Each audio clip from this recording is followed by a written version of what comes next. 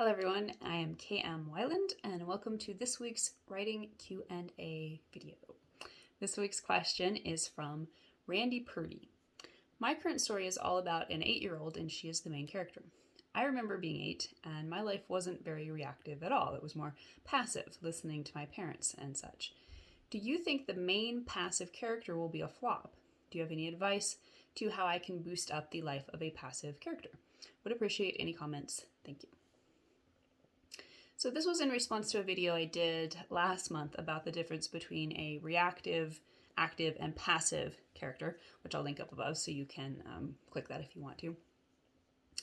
And I think this is a really good question because when we're writing about child characters, there is sort of a different vibe at play as when we're writing adults to some degree. And a lot of that is because children don't have as much agency as adults do.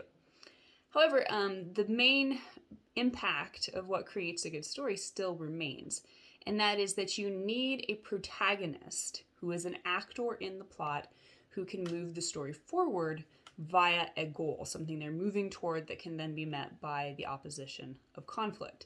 And that's what creates the plot and the arc of the story. Usually the protagonist will also function as the main character. And the main character is the person who generally has the main POV. It's the perspective through which we're viewing the story. It's the character that authors are trying to get the readers to identify with. And it's also the person that, even if there are many characters, it's the one we kind of come back to as the main through line, our main vehicle through the story, if you will. Now, again, usually protagonist and main character are the same person, but in some stories, it's actually really useful to split those roles and have them be played by two different characters. So in a situation where you're writing a child protagonist or a child main character or someone else who doesn't have a lot of agency within the plot as you've set it up, it can be really useful to have a different character carry the weight of being the protagonist, while your child character functions as the main character and is someone who's more in a role of observer. They're observing the action rather than being the actor. Now, an example that immediately comes to my mind of a story that does this is How to Kill a Mockingbird, in which we have the main character of Scout Finch, who's a little girl and who's observing the larger action that's playing out in the story. And this is a complex story where you have Scout and her brother kind of acting, they're able to act and influence conflict at a level that's appropriate to their ages and just like their little conflicts with their cousin and things like that, the school kids. But the larger drama that we're seeing with the grown-ups, with her dad and the court case and all of that, that's something to which Scout is an observer.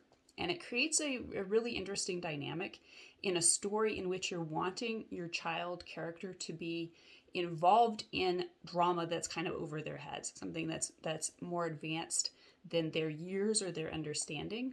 And as we can see in this story, it does create a really interesting effect to be able to view this very complex grown-up drama through the eyes of innocence, through the eyes of someone who doesn't completely get it and therefore sometimes doesn't understand what's happening, but also is sometimes able to cut right through all the nonsense of the complexity that the grown-ups have created.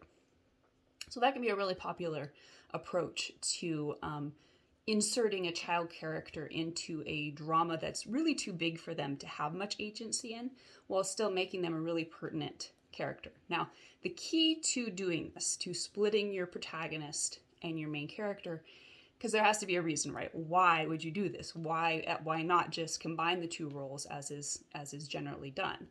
And the reason usually is because you want that distance. You want to have that ability to observe the protagonist in a way that you wouldn't otherwise.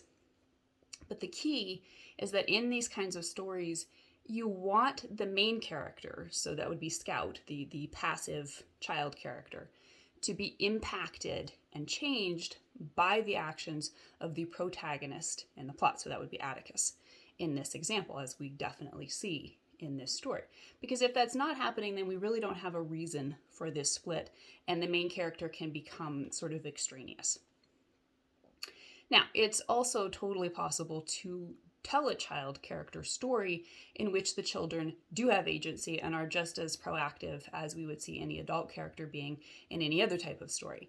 An example of this that comes to mind is the film Stand By Me, in which it's about these four boys who are kind of engaged in something that's, a grown-up drama. But the difference is that not only are they the primary actors with the goals throughout the story, but they are also directly changed by what they experience themselves. They're changed by their own actions rather than by the actions of someone else. And I do think a useful kind of litmus test for which approach is best is to examine the general milieu of the conflict that you're creating.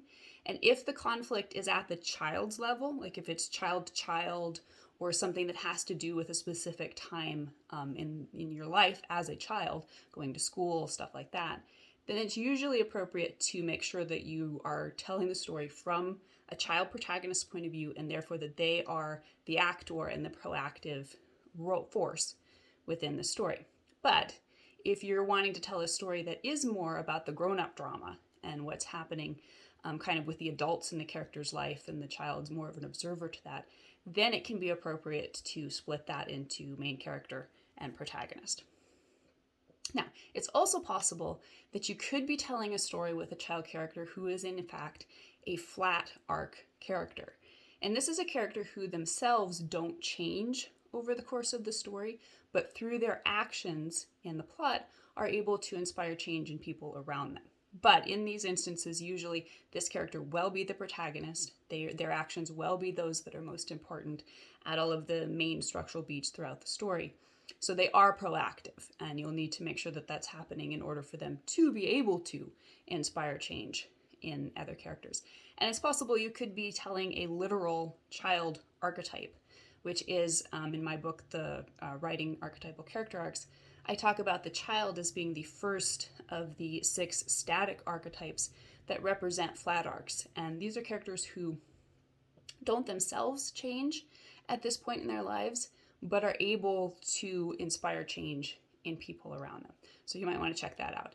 And it's also possible simply that the character is too passive.